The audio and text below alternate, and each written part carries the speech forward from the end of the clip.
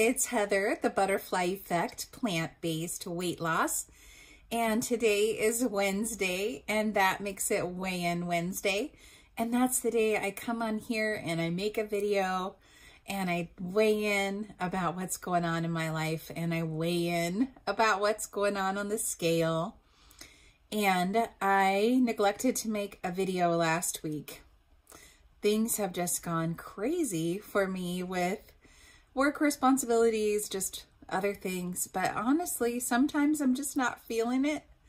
And I guess last week was one of those. And I'm surprised because I had a good week. I had taken off a pound, and then I took off another pound this week.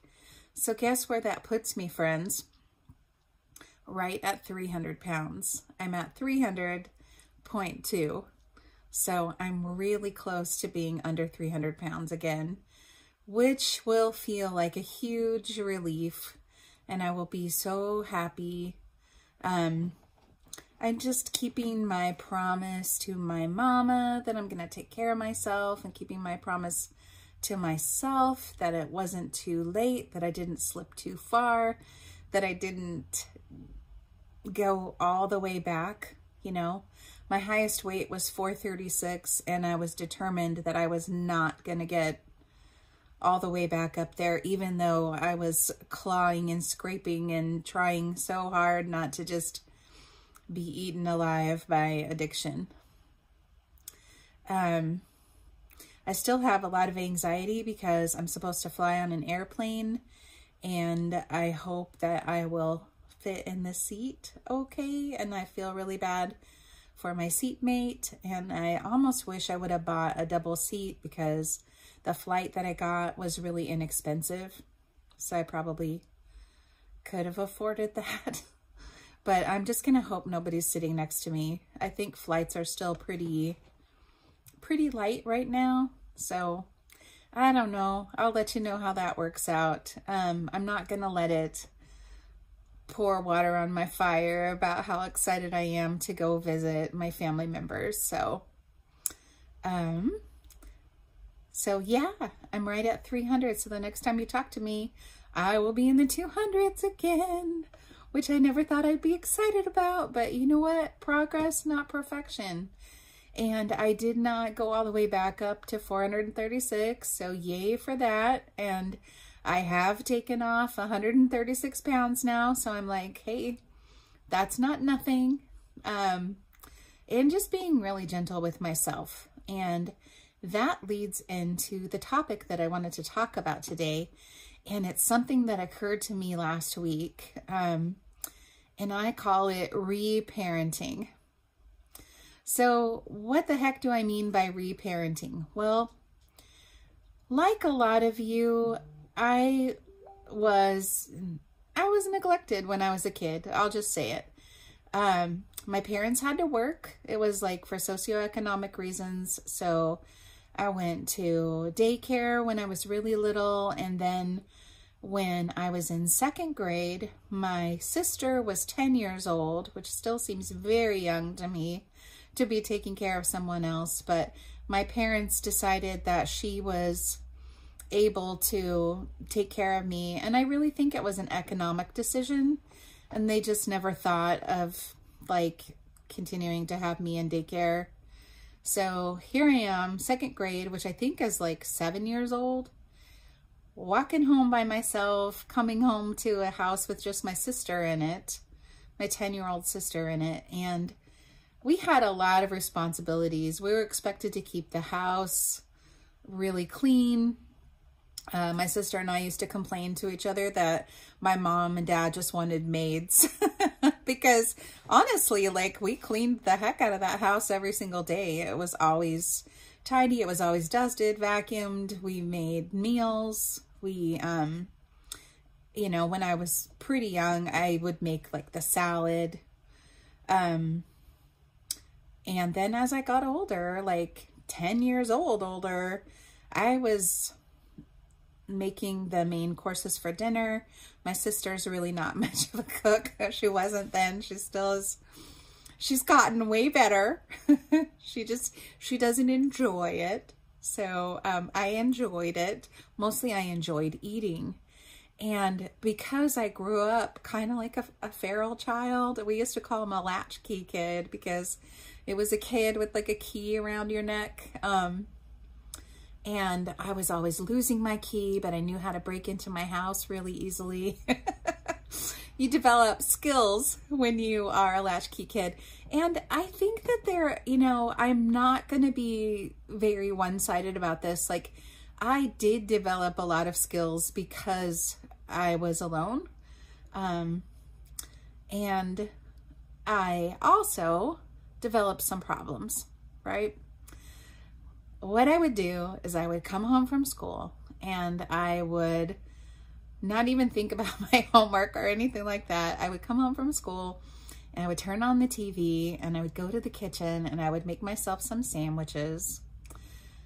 And yes, that's plural because it was sandwiches. And I would look through the freezer to see where my dad hid the frozen things. And I'd look through the cabinets to see where the sweets were because my dad had a huge sweet tooth and he would buy, you know, things.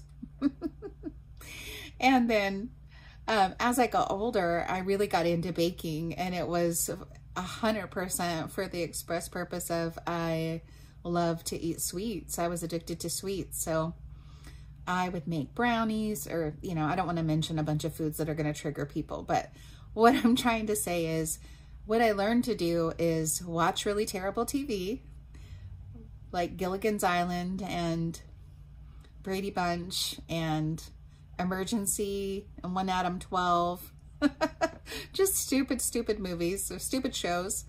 And then I'd eat until, and then when my parents got home, like pretty late, you know, 7, 8, 9 at night, we were still expected to eat together as a family. And of course I had been eating the whole time since I had been gone. And so in all of this, some things got neglected. I definitely needed parenting that I didn't get.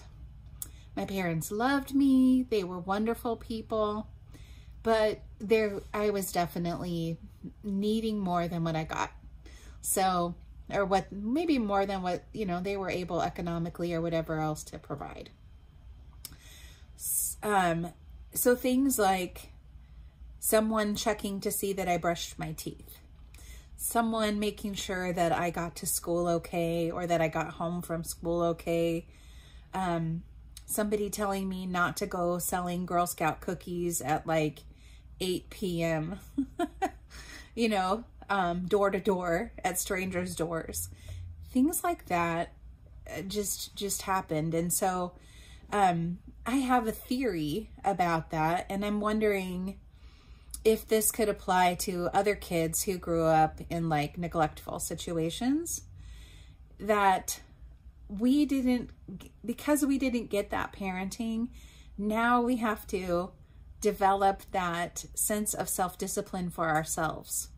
Like if you didn't get if you got your bags packed in childhood, we all got bags packed in childhood of one kind or another, right? And it's your job to unpack that and deal with whatever's in that bag, right? I really truly believe that. I don't like blame my parents, but I do acknowledge that there were a lot of things where someone would have nagged me to help me create a habit that never happened. And so that included things like brushing my teeth. I didn't always do it. Nobody really checked. Even when I was younger, even taking a shower frequently enough, you know, peer pressure took care of that one, maybe from about 3rd or 4th grade on. But just all those kinds of things, going to bed on time. And definitely I had no self-discipline around food. Like nobody said, you can have one serving of dessert, but don't have another. Or you can eat one of those sandwiches. Or you don't need a sandwich because you have just had lunch. not that long ago and you are about to have dinner, and why are you eating an entire like buffet between lunch and dinner? Nobody was there to say those things to me. And so my little ego, my little id, that's what I meant to say, my little id just went wild, you know. It's just like a small hedonist, like, yay, there's things in the freezer, there's things in the cabinet that are sweet things that I like, and I'm watching this terrible TV that I love. And then I did have some discipline to, like, my parents, you know, this show is over, which means my parents are going to be home soon. So scramble, scramble, scramble, clean the house, do the homework, do all this stuff. You know, I was able to like rally myself just in time so that I didn't get in trouble. And so now I feel like it's my job to go back and be that parent for myself. And this has been a really helpful way for me to frame things. So it changes how I treat myself too, and how I talk to myself. So when I'm asking myself to do things that I don't want to do, like eat a vegetable for breakfast when there's something yummier in the fridge, or, you know, just any of the things, like staying on a SOFAS-free plan takes a lot of discipline. And so I now talk to myself in the way that I would talk to my children. You know, I would, with kindness, as someone who really cares about them and wants them to be healthy and wants them to be happy, and is not trying to like take away their fun or punish them in any way, but just is concerned about their health, wants them to eat the healthiest thing, wants them to get adequate rest, wants them to make sure that they do their self-care. And so when I go for a walk and it really hurts because I am really heavy now and it's really painful, I do my walk every single day. I walk my doggos in the park, and it often hurts and I often want to quit. And so I cheer myself on. I say, you know, good job. You're almost there, sweetie. You got this. I'm so proud of you for doing this. That's my self-talk now, because I am being a loving parent to myself, or being, you know, being a self-manager, like letting my highest self that loves me and cares about me and has my highest good in mind, letting that part of me be in charge and encourage me. And so some of that, as you know, has been, I started it when I started, you know, trying to only eat 3 meals a day and not eat snacks, and just put some loving limits on my quantities of food, because I was finding that if I didn't put the loving limits on my quantities of food, even if it was really healthy, SOFAS-free food, that I wasn't moving any weight. I was taking in more food than my body needed, and so the weight wasn't coming off. And when it would come off, it would come off really slowly. And if I would mess up even the tiniest bit, the weight would come right back. And so I just knew that I was eating too much. I needed to eat a little bit less, and I needed to put some loving limits around my food, and just loving limits around other things in my life, right? Anything that's hard for me to do. And on a given day, that might be, you know, take a shower still. I'm still like 7 years old in some ways, right? You know, but I take the shower, and then I'm like, I'm so proud of you. You're nice and clean. You feel good. Like I try to point out the advantages to myself of the things that I do that I didn't want to do. And I really like to have that perspective of, what am I doing today that I'm going to thank myself for tomorrow or in a few hours? What am I building my body out of that's going to keep me healthy and strong? How am I helping myself rest or giving myself self-care in a way that's going to help me later on? And so kind of taking that tomorrow perspective.